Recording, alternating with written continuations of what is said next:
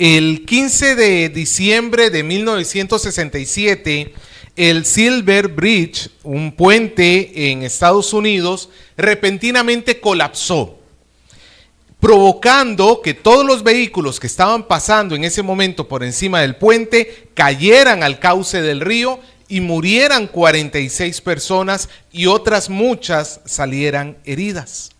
Este puente no era viejo relativamente, apenas tenía 39 años, que en edad de una infraestructura, pues no es que era nuevo, pero tampoco era tan antiguo. Así que se comenzaron a hacer las investigaciones de por qué falló el puente. Y los especialistas detectaron que uno de los eslabones de una pieza llamada barra de ojo tuvo una microfisura que no se llegó a detectar a tiempo. Y con el pasar de los años y con el estrés que se conlleva el uso del puente, causó que finalmente colapsara.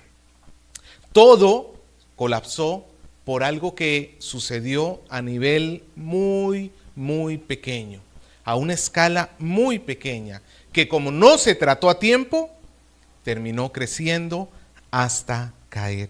Y es que, amado hermano, los pequeños problemas pueden llegar a generar grandes catástrofes. Hoy vamos a ver cómo la nación israelita finalmente cae en la más grande decadencia moral, y vamos a ver qué fue lo que lo provocó, así como cuáles son las consecuencias de esta caída.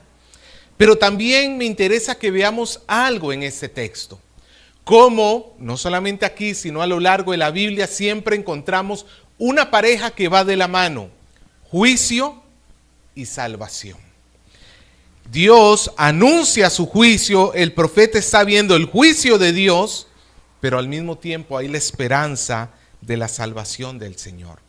Y es que desde que comenzamos a ver este tercer discurso en el capítulo 6, vimos cómo el Señor está denunciando constantemente la infidelidad de su pueblo. El Señor, ¿cómo se había comportado con su pueblo? Misericordioso, fiel al pacto. ¿Se acuerda de aquella palabra Geset? Cómo el Señor había mostrado fidelidad. A pesar de que el pueblo le fue infiel, el Señor le respondió, no abandonándolo, no dejándolo, sino con misericordia, con fidelidad. Ese es el término hebreo que habíamos dicho, que era Geset. Hoy vamos a ver cómo Miqueas ve a la nación y el lamento que hace sobre ella. Miqueas es como si estuviera caminando por en medio de la ciudad. Y él comienza diciendo en el versículo 1. ¿Cómo comienza el versículo 1? No es ay de mí, es ay de mí. Ay de mí. Porque estoy como cuando han recogido los frutos del verano, como cuando han rebuscado después de la vendimia y no queda racimo para comer. Mi alma deseó los primeros frutos. Con esta expresión, ay de mí, Miqueas nos está transmitiendo una clara idea de la situación en que se encontraba la ciudad de Jerusalén. Él se está lamentando porque la realidad de Jerusalén es innegable.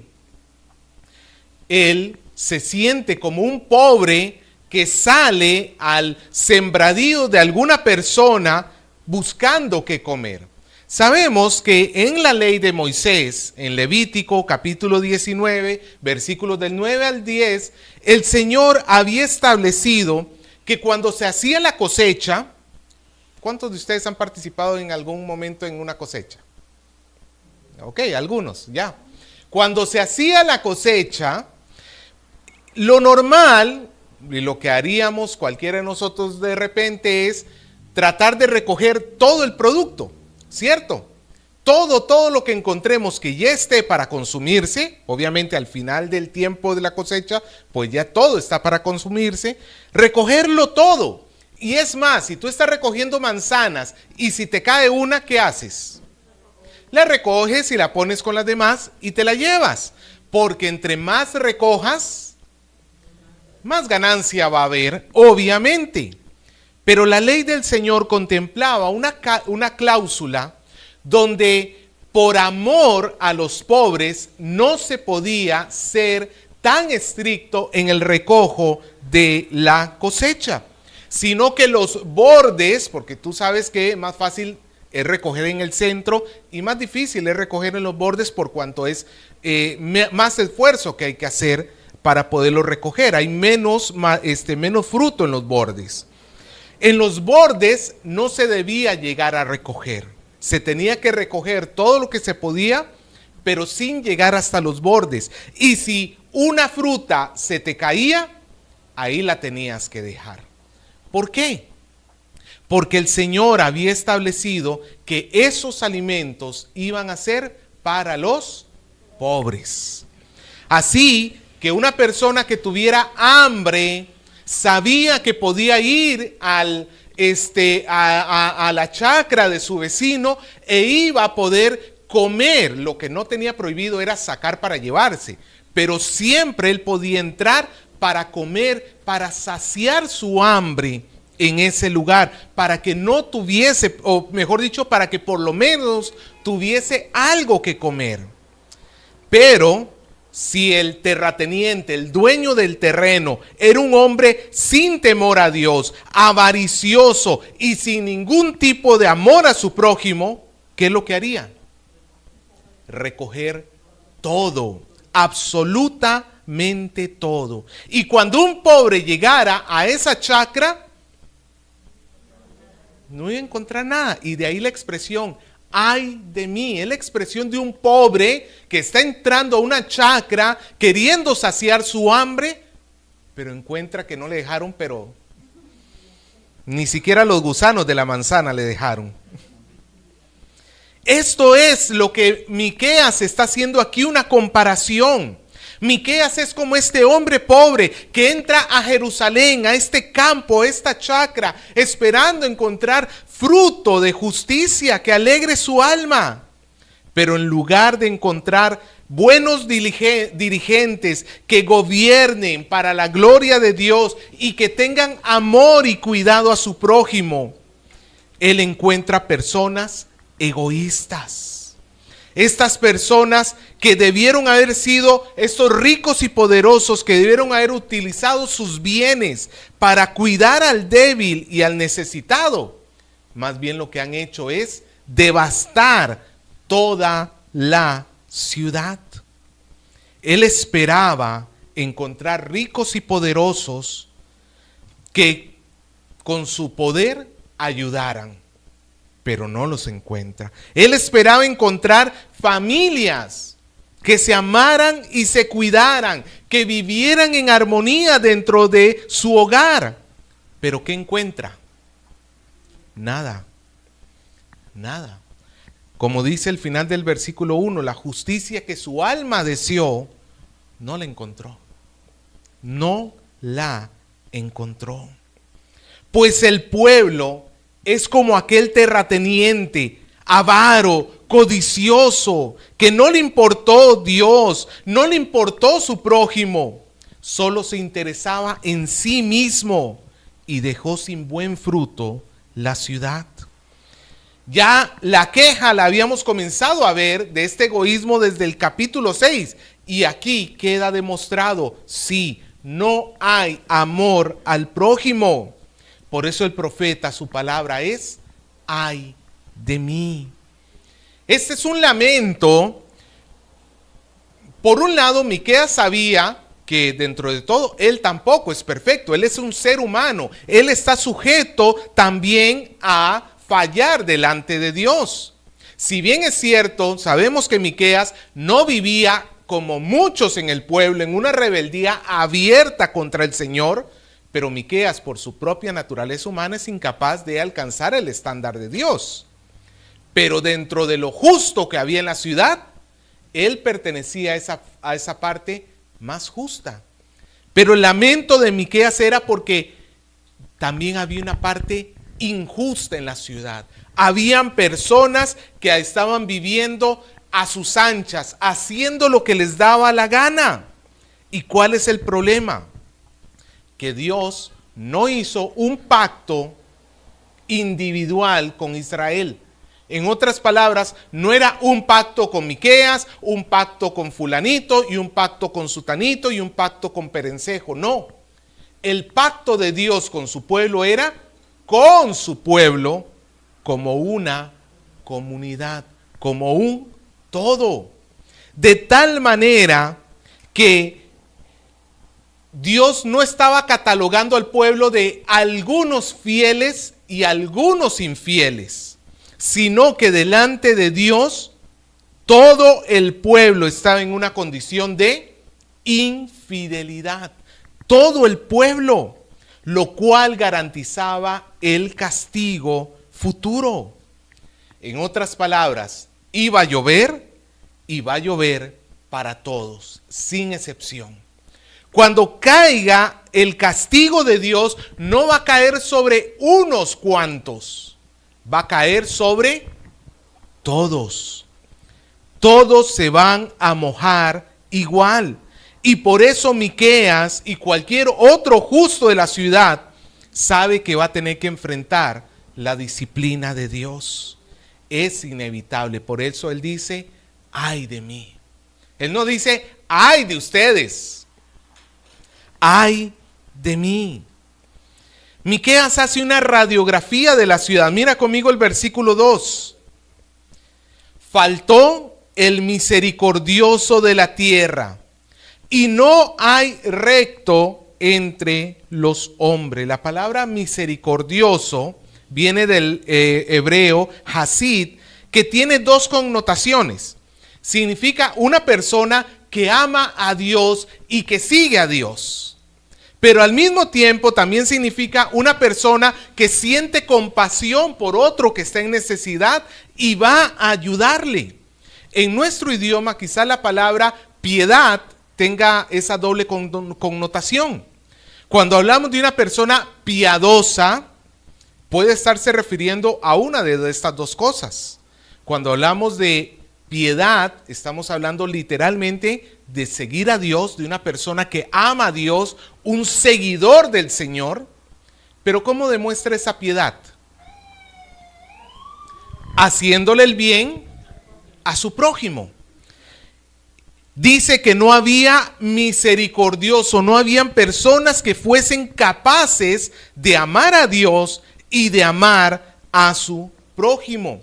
En la medida que nosotros amamos a Dios, amamos a nuestro prójimo. Si tú te encuentras que estás teniendo egoísmos en tu vida, la única forma de poder solucionarlos es buscar amar más a Dios. Porque es en esa medida, en la medida que tú te acercas a Cristo, es que Dios va a poner el amor en tu corazón para que tú puedas amar a los demás. Pero no había misericordioso, ni tampoco que había, según el versículo 2. ¿Qué más faltaba? El recto, en hebreo, yashar, que también tiene una doble implicación, justamente también hacia Dios y hacia el prójimo. Es una persona que trata de vivir rectamente delante de Dios, pero al hacerlo, también trata de vivir rectamente para con su prójimo. Es una persona justa. Y mientras que misericordioso implica una persona que le hace el bien a los demás, recto subraya una persona que no le hace el mal a los demás. Los dos son las caras de una misma moneda. Una persona misericordiosa también necesita ser justa, y una persona justa también debe ser misericordiosa. Pero sigue diciendo el versículo 2, no había justo ni recto, pero ¿qué es lo que sí había? Dice, todos acechan por sangre, cada cual arma la red, ¿a quién? A su hermano. La falta de temor es tan grande que que no les importa si es la vida de su propio hermano. Van a hacer lo que sea necesario para obtener lo que ellos están codiciando en su corazón. Esto me recuerda mucho la historia de Caín. ¿Te acuerdas? Cómo Caín se enojó con Abel porque la adoración de él no fue bien recibida, mientras que la de Abel sí. ¿Y qué fue lo que hizo? Mató a su hermano. Y en 1 Juan 3:12, Juan dice, no como Caín, que era del maligno, y mató a su hermano. ¿Y por qué causa le mató? Porque sus obras eran malas y la de su hermano justas. Claramente la Biblia nos dice de por qué Caín mató a Abel. ¿Por qué? Porque era del maligno. ¿A quién se refiere? A Satanás. En otras palabras, Caín era una persona de fe. No fue creyente.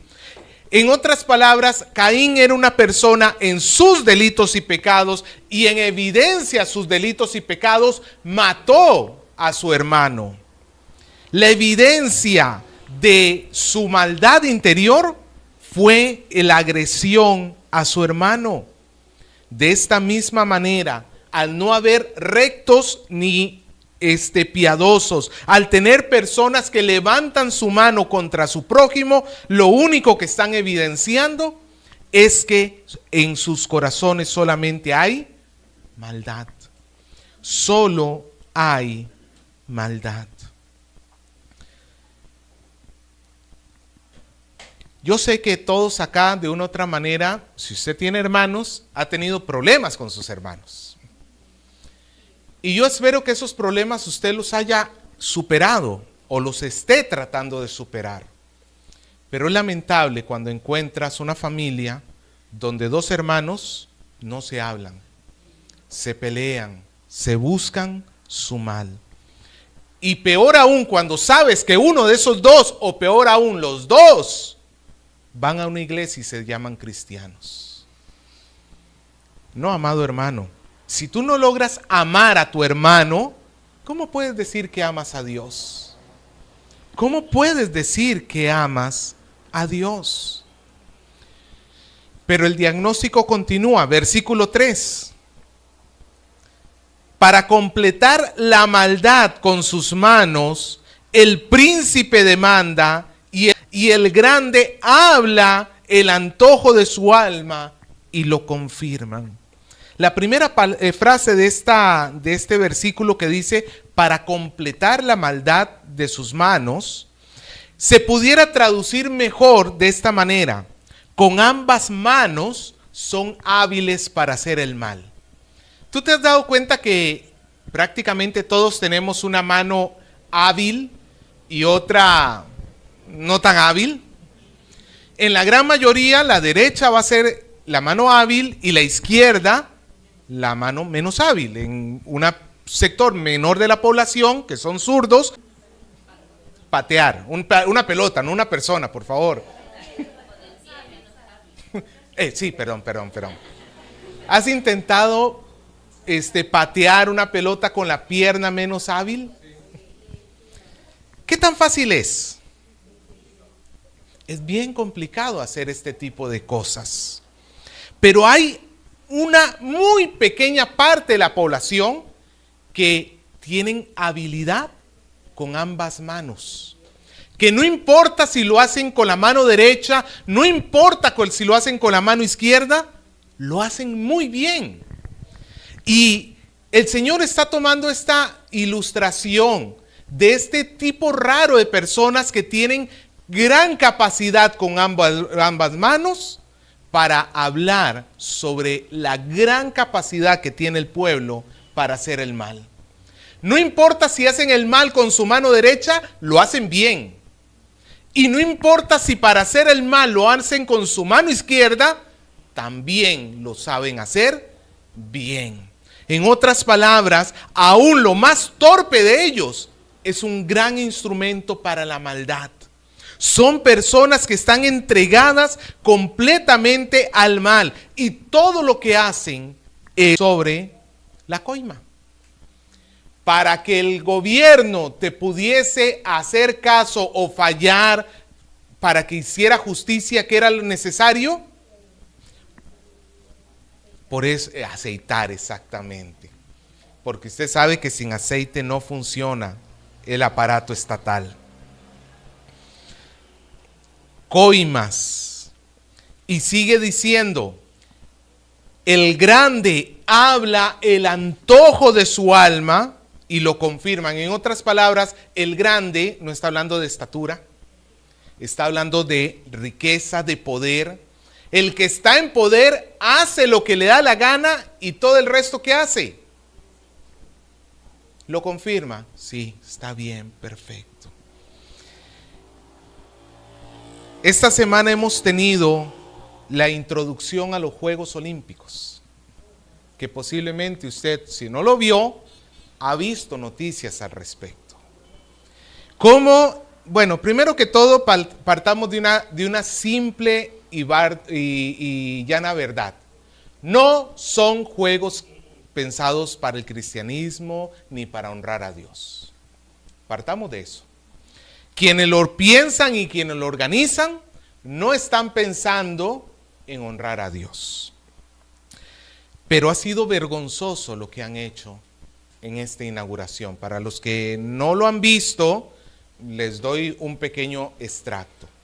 Básicamente la inauguración de los Juegos Olímpicos ha sido, por un lado, la exaltación a todo el movimiento progre, woke, ¿cómo es que se le llaman a estos hombres disfrazados de mujeres exageradas? Drag queen, todo este tipo de payasadas. Y aún más allá, en la inauguración, en el video inaugural, se ve 3 personas que se juntan para tener relaciones sexuales mientras les cierran la puerta a la cámara. ¿Qué tiene que ver eso con el deporte? Literalmente es 2 hombres, si es que hoy en día se les puede catalogar a eso como hombre, y una mujer que están en actitudes sexuales y les cierran la puerta a la cámara para quedarse los 3 adentro. ¿Qué tiene que ver eso con el deporte? Pero como ahora es la imposición de este tipo de agenda y los poderosos le están impulsando, todo el mundo tiene que decir, sí, está bien, háganlo. Y ni hablar de la blasfema y lastimosa representación de la Cena del Señor que hicieron en medio del acto, una burla abierta al cristianismo, una burla repugnante al cristianismo. Pero hace un mes atrás, un par de pastores hicieron una oración, menos de 5 minutos, en la inauguración de la Copa América. ¿Y qué hizo el mundo entero con aquello? Lo canceló, lo censuró. No se debe mezclar deporte con religión, no se debe mezclar deporte con ideologías, decían. Y ahora encontramos a esos mismos medios que censuraron aquella oración, lo encontramos acá alegrándose, diciendo que ha sido la inauguración más espléndida en la historia de las Olimpiadas. Tenemos a los franceses, porque aquí no hay escapatoria. Quien organiza eso es el país anfitrión y quien organizó todo eso fue Francia. Tenemos a los franceses que se quejaron de los cantos homofóbicos de Argentina en la final y ahora burlándose del cristianismo. Porque el problema no es burlarse, el problema es de quién te burlas. No te burles del equivocado, básicamente, de con quien no te tienes que burlar. No te burles de quienes tienen el poder, porque los que tienen el poder buscan que todo el mundo les diga, sí, es lo que tenemos acá. La situación de nuestra sociedad no le anda muy lejos a lo que estamos viendo en este texto. Los poderosos usan su poder para alcanzar sus deseos egoístas. Y como termina diciendo la Nueva Traducción Viviente, y juntos traman para torcer la justicia. Miqueas está describiendo la corrupción de la cúpula de la sociedad. Aún termina diciendo, versículo 4, el mejor de ellos es como espino y el más recto como el zarzal. ¿Alguna vez tú has caído en un árbol entre espinos? O usa tu imaginación, no necesitas haber experimentado para darte cuenta de lo que sería. Imagínate que tú vas caminando y de repente te tropiezas y al matorral de rosas. ¿Qué crees? ¿Cómo vas a salir de allí? Luego tomas un vasito de agua y te sale agua así por todos los, como en las caricaturas, ¿no? Caer en las manos de estos hombres era era un daño inevitable. Y eran los mejores, los más rectos, no era otra cosa que herida absoluta. Pero alguno dirá, claro, es que son las autoridades y pues están corrompidas y por eso estamos mal. ¿Será que solamente son las autoridades? Vamos a continuar leyendo, porque el problema va más allá de las autoridades. Versículo 5. No creáis en amigo, ni confiéis en príncipe, ni en la que duerme a tu lado. Perdón, de la que duerme a tu lado, cuídate, no abras tu boca. El problema, esposos, no vuelvan a ver así a las esposas, es de madre.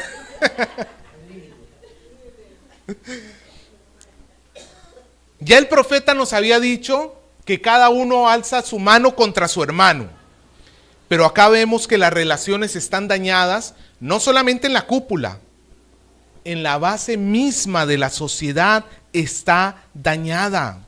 Una mejor traducción de este texto sería, no te fíes de tu vecino, no confíes en tu amigo y de la que duerme a tu lado, no te confíes, guarda tus labios. Es como una progresión. Ahora, quiero advertir y decir de una vez, estamos hablando de Jerusalén de aquel tiempo, ¿no? Esto no es un mandato bíblico para todo cristiano hoy. No. Pastor, el pastor dijo que no. La Biblia dice, no, hay que entender sus textos dentro del contexto. No estamos hablando de nuestra sociedad del día de hoy, pero sí estamos hablando de cómo se puede llegar a descomponer una sociedad. Y hay una progresión. Primero habla del vecino, uno que conoces, pero de repente no es tan cercano a ti. Después habla del amigo, uno que sí forma parte de tu círculo. Y finalmente de tu propia esposa. La persona más cercana que tú puedas tener. Es una forma de ilustrar hasta qué punto está podrida esta sociedad. El problema está hasta en lo más íntimo. No hay una relación más cercana, más íntima y más unida de un hombre con su mujer. No existe una forma de relación. Yo sé que romantizamos mucho la relación de padres e hijos, ¿no es cierto? Hay personas que piensan que la relación con sus hijos es más importante que la relación con su cónyuge. No es así.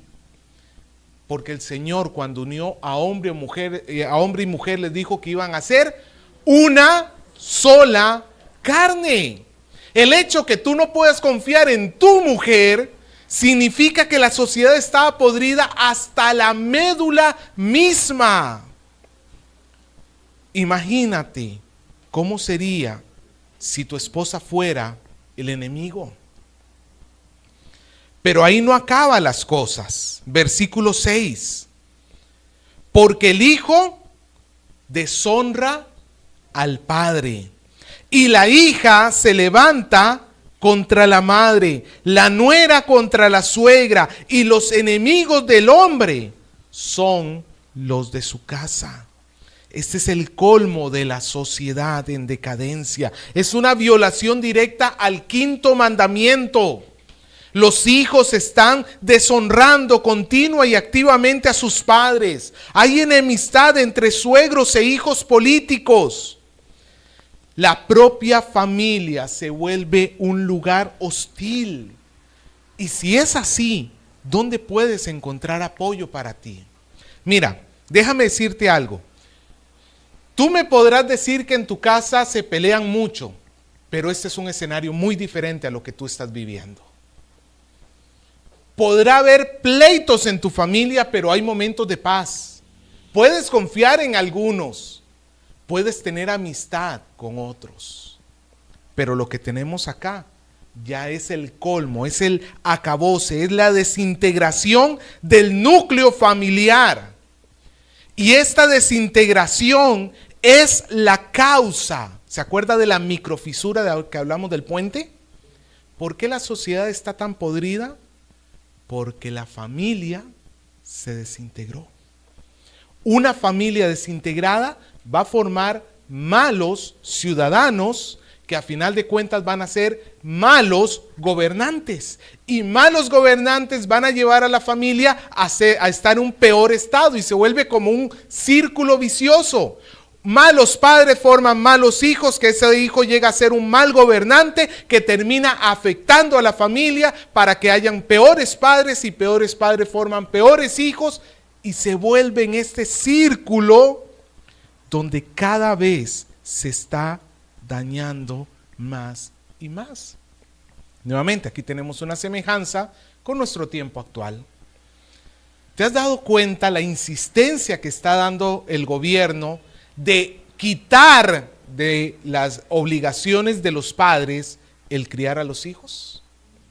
Comenzando desde que se ha sacado a la mujer de la casa, porque tiene que trabajar, porque si no usted mujer es una fracasada, usted no sirve para nada. Si usted tiene solamente la ilusión de quedarte en tu casa cuidando a tus hijos, déjame decirte que tú eres una fracasada. Eso es lo que dice básicamente la sociedad. Eso es básicamente lo que dice. Una mujer, ¿has escuchado el escándalo que ha habido esta semana por una novia que le cocina a su novio?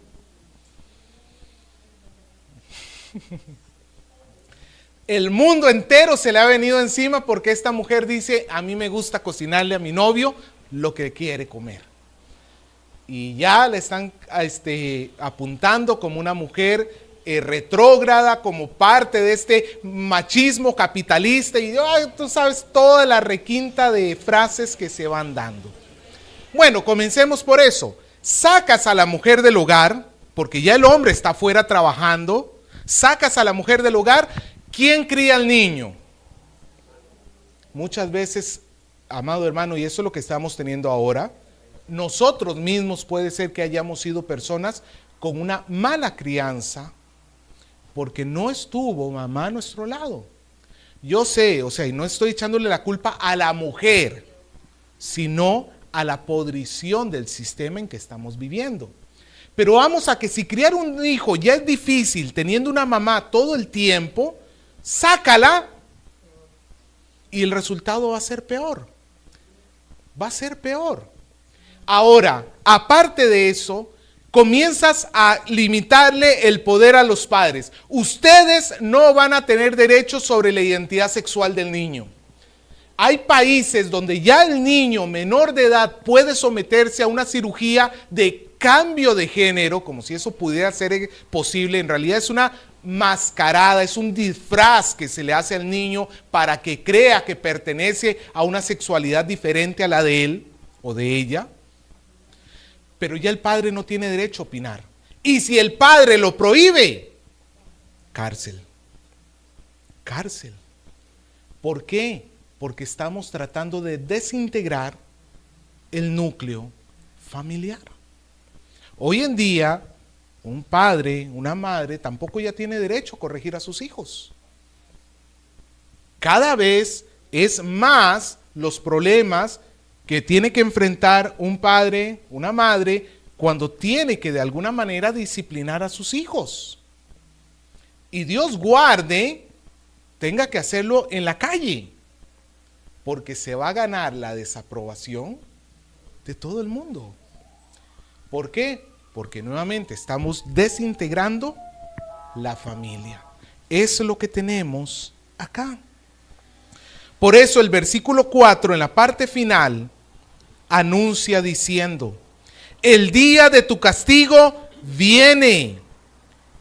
El que anunciaron tus atalayas, ahora será su confusión. Los atalayas eran vigilantes que se ponían en los muros de la ciudad, que advertían cuando venía el enemigo. Y empezaban a pasar la voz de alerta: allá viene, para que el ejército se aliste y salga a defenderse. Pero ¿qué pasa con una ciudad que no escucha sus atalayas?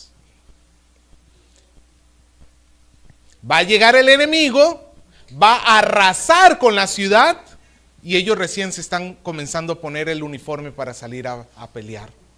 ¿Por qué? Porque no quisieron escuchar a sus atalayas. ¿Quiénes son los atalayas? Eran los profetas. Es por ejemplo Miqueas, que les está diciendo: viene la destrucción del Señor. Pero no, ellos tenían oídos para los falsos profetas, como ya lo ha dicho Miqueas en 3:11. Que los falsos profetas le decían al pueblo: no, Dios está con nosotros, ¿qué mal nos va a venir? Pues Miqueas dice: se acabó el tiempo. Ustedes no quisieron escuchar a los atalayas, ahora lo que corresponde es el juicio, la visitación del Señor, la confusión. Y esto efectivamente llegaría en el año 586, cuando los babilonios arrasaron con todo Jerusalén. Pero Miqueas termina en el versículo 7 con unas palabras de esperanza. Él termina diciendo: mas yo miraré a Jehová, mas yo a Jehová miraré, esperaré al Dios de mi salvación. El Dios mío me oirá. Sí, el castigo iba a llegar a toda la sociedad. Él, como lo dijo en el primer versículo: ay de mí. Miqueas iba a tener que pasar por todo el juicio del Señor.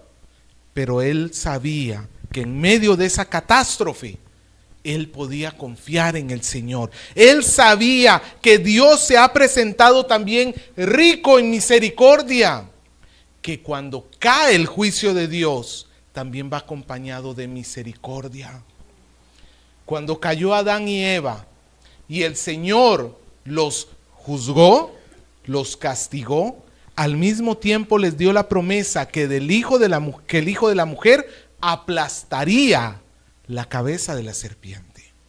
Cuando Caín mató a Abel, Dios lo juzgó, pero al mismo tiempo puso sobre él la sentencia que si alguien mataba a Caín, le iba a tocar un juicio peor que con Caín.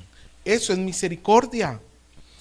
Cuando la humanidad edificó la torre de Babel en oposición al mandato de Dios, y Dios los juzgó, separando, dándoles diferentes lenguas para que se fueran por diferentes lugares y crearan las naciones, Dios tuvo misericordia de ellos inmediatamente, haciendo un pacto con Abraham para mandar la bendición a todas las familias de la tierra. ¿Ves que hay un patrón que se repite constantemente en el Antiguo Testamento? Cuando Dios juzga, al mismo tiempo Dios muestra misericordia. Y quienes esperan en esa misericordia lo podrán ver, podrán recibirla. Quienes confían en el Señor a pesar de la disciplina de Dios, podrán recibir la misericordia que ellos esperan. Y Miqueas es uno de ellos. Él espera y sabe que va a encontrar la salvación en el Señor. Amado hermano, este texto nos muestra una realidad que no es muy lejana para nosotros. El deterioro de la humanidad solamente puede llevar al juicio de Dios. Y nuestra sociedad está caminando a pasos agigantados hacia esta forma de vida, donde lo poco que ya interesa a Dios en el mundo se pierde cada día más. Y por eso nosotros como iglesia tenemos que mantenernos alertas. El mundo no nos tiene que influenciar a nosotros, sino al contrario. Somos nosotros los que tenemos que influenciar al mundo. Vosotros sois sal, sois luz del mundo. Pero ciertamente, cuando nosotros somos sal y luz, vamos a terminar atrayendo a nosotros este tipo de división que vemos en este pasaje. Es interesante que el Señor Jesucristo, si el versículo 6 de Miqueas a ti te ha parecido conocido, es porque ese versículo el Señor Jesucristo lo utilizó en Mateo capítulo 10, versículo 35 y 36. Escucha lo que dice el Señor. Porque he venido para poner en disensión al hombre contra su padre, a la hija contra su madre, a la nuera contra su suegra, y los enemigos del hombre serán los de su casa. Pero hay una gran diferencia. Quizás usted diga, pero ¿qué es lo que está pasando? ¿Por qué el Señor va a traer pleito en la familia? No es que el Señor traiga pleito en la familia, es que la luz que trae el Señor Jesucristo sobre un miembro en la familia puede llegar a provocar pleito en los que estén en oscuridad. Pero el Hijo de Dios, el que está en luz, tiene que permanecer, tiene que saber que esa es parte de la chamba, en otras palabras. Que cuando nosotros somos cristianos, vamos a llegar a tener choques, no porque lo queramos, no porque odiemos, sino porque, por ejemplo, cuando tu primo te invite a tomar cerveza y tú le digas, no voy contigo. No, pero es que, y ahí viene todo el montón de insultos y de burlas y de esto y de lo otro. La pregunta es, ¿qué hago? ¿Cedo a la presión o me mantengo firme? El Señor Jesucristo dice, yo he venido y mi venida va a involucrar ese tipo de problemas en el círculo familiar. Pero no es porque nosotros los busquemos, no es porque nos esté diciendo que odies a tu madre, odia a tu padre. No, al contrario. ¿Cuál es el mandamiento? Honra a tu padre y a tu madre. Pero esa honra nunca tiene que llevar a deshonrar a Dios. Si por obedecer a mi familia voy a desobedecer a Dios, como dirían los apóstoles Juan y Pedro, juzgad a quién conviene obedecer. ¿A quién le debemos obedecer primero? ¿A ustedes o a Dios? A Dios. Pero el problema que cuando nosotros mostramos luz y que el mundo se opone a nosotros, como lo que hemos visto en lo de la inauguración de los Juegos Olímpicos, esta burla deliberada al cristianismo, no es otra cosa la evidencia de que esas personas están en tinieblas y están bajo el juicio de Dios. Y más bien nosotros deberíamos ser movidos a misericordia y rogar por ellos y pedirle a Dios que tengas misericordia y que pueda salvarlos, que pueda sacarlos de allí. Si hay algo que debemos darle gracias a Dios, amado hermano, es que no somos nosotros los que estamos deshonrando el nombre del Señor como se hizo en esta oportunidad. Porque déjame decirte, en cada uno de nosotros está la capacidad para hacer eso y peores cosas. Que si no le hicimos a lo largo de toda nuestra vida, no fue porque eras muy bueno, fue porque la gracia de Dios te detuvo. Y ahora que estás bajo la gracia de Dios, mira con compasión a aquellos que están en una oscuridad. Tú sabes lo que va a suceder el día que uno de ellos muera y tenga que abrir sus ojos delante del trono de Dios para su juicio. Tú sabes lo que es cargar con la ira de Dios, no por 1000 años, por la eternidad sobre ti. Mira, tú has escapado a esa ira. A ti te han arrebatado de la ira. ten compasión de los que están allí. Ten compasión de ellos. Ten compasión de ese familiar tuyo que se burla. Ten compasión de ese hermano tuyo que te anda haciendo la vida imposible porque no aguanta que seas cristiano. Ten compasión de él. Porque el día que llegue el juicio, ahí ya no habrá nada más que hacer. Y tenemos que aprovechar esta vida para testificarles de Cristo, para anunciarles a Cristo, para que ellos puedan ser salvados como lo fuimos nosotros.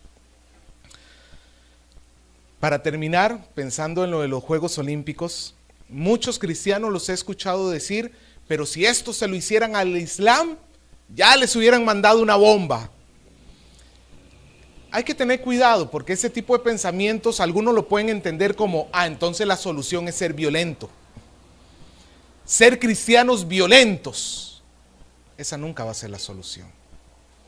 ¿Qué dijo Jesús que hiciéramos por los que nos ultrajan, por los que se burlan de nosotros? Oremos por ellos. Bendigámoslos.